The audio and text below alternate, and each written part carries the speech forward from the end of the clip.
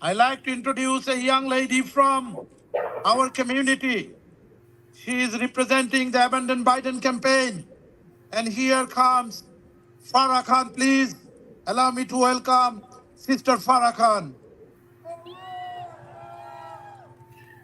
Farah is coming to his speech here. Assalamu Farah, alaikum. peacefully May peace army. be upon you all. Ladies and gentlemen, fellow Americans, and particularly my brothers and sisters from Michigan, today, as we stand on the precipice of history, we find ourselves confronted with a stark reality: the betrayal of our trust, the abandonment of our values, and the complicity in the suffering of our fellow human beings. Mr. Biden, we entrusted you with our votes, our aspirations, and our faith in a better future. Yet, you have forsaken us, redirecting our hard-earned money towards perpetuating violence and suffering in Palestine. As we gather here today, let us not forget the weight of our convictions and the power of our unity. In the last election, you secured victory with the support of 779,793 Muslim votes from Michigan alone. But hear this loud and clear. In these upcoming elections, you will not find refuge in our ballots. Free, free Palestine! Free, free Palestine! What do we want? What do we want? We, the 1.5 million registered Muslim voters, stand in solidarity, unified in our decisions to abandon you, just as you abandon our people and the Palestinian cause. The atrocities unfolding in Palestine under the guise of defense are nothing short of a genocide, a stain on the conscience of humanity. Innocent lives are being extinguished in real time, with scenes of unimaginable horror broadcasted for the world to witness. Babies perish in incubators due to power outages. Medical personnel are targeted, and the essential infrastructure is systematically destroyed. The tally of casualties climbs relentlessly, with over 30,000 unarmed individuals, including 10,000 children, falling victim to the relentless onslaught. Let us not mince words. The indiscriminate bombings, the use of phosphorus weapons, and the deliberate targeting of civilians constitute war crimes of the gravest nature. Yet, where is the accountability? Where is the justice for the lives needlessly lost? We refuse to remain complicit in this cycle of violence, funded by our tax dollars and enabled by our government, and enabled by our government's silence.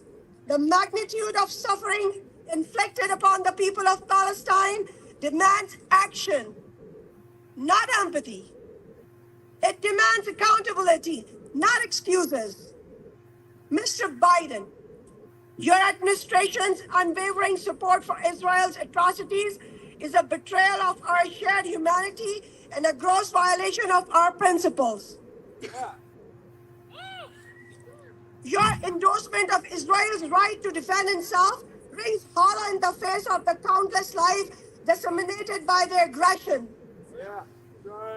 We categorically reject the notion that such brutality can ever be justified in the name of defense. Do you agree?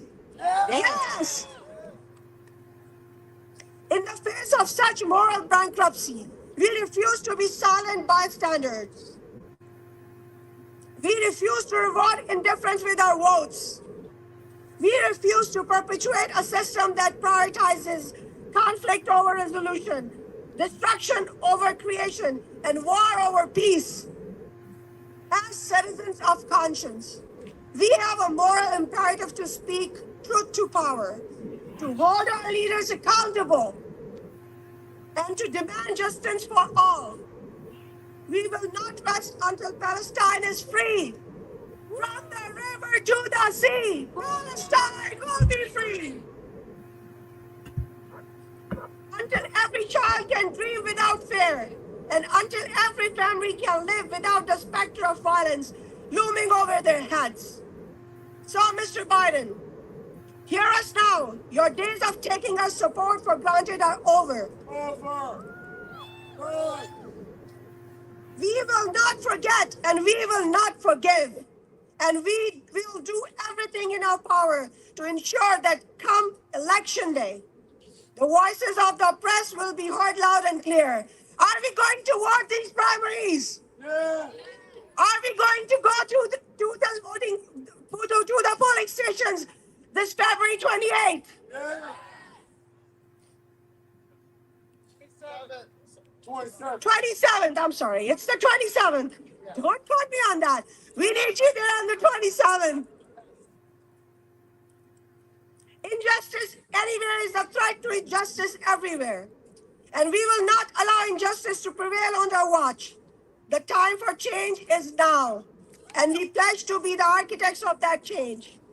Now is the time to make our voices heard, not just in November, but in the primaries as well. As Michiganders, as Muslim Americans, as Arab Muslim Americans, and as Americans, we hold the power to engage, to enact change. By turning out in force during the primaries, we can send a clear message. We refuse to accept complacency. We reject injustice. And we demand accountability from those in power. Let us show our strength as a community, united in our determination to remove those who betray our trust and uphold principles that stand in opposition to our values. Together, we can make a difference now and in November, and we will do that. Thank you. Free, free Palestine! Free, free Palestine!